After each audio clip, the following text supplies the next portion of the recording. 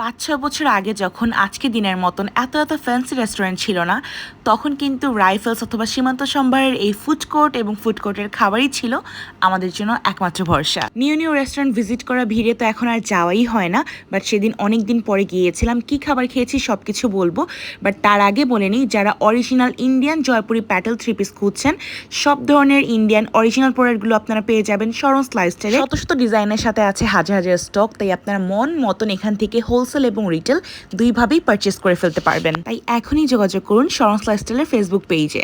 ফিরে আসি খাবারের কথায়। প্রথমে আমরা সবাই খুবই কনফিউজড হয়ে গিয়েছিলাম যে এত ফুড স্টল থেকে আসলে কি অর্ডার করব। অ্যান্ড দেন একটা আলফ্রেডো পাস্তা অর্ডার দিলাম, এরপরে একটা খুবই ভালো বারবিকিউ রাইস বোল অর্ডার করেছিলাম।